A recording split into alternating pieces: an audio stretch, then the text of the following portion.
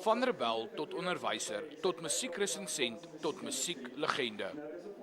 Anton Goosen, oftewel die Liedjieboer, se bydrae tot Afrikaanse musiek is volgens die Federasie van Afrikaanse Kultuurverenigings of FAK van onskatbare waarde.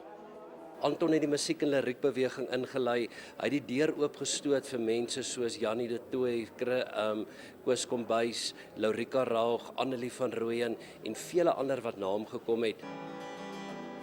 Goosen het meer verklap oor wat 'n goeie liedjieskrywer van ander onderskei.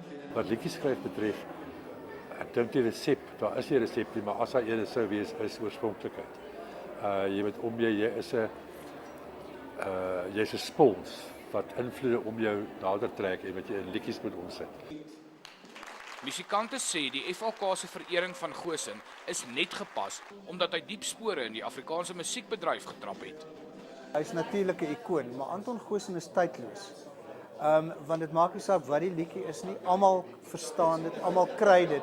En dit is omdat ek dink hy die Afrikaanse hart so goed verstaan en dit so goed kan omskryf en beskryf. Vir my persoonlik is hy skatkis vol liedjies. Ek dink nie daar's nog iemand wat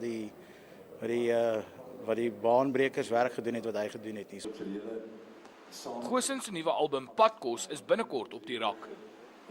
Gerard Pretorius, 1 Nuus, Pretoria.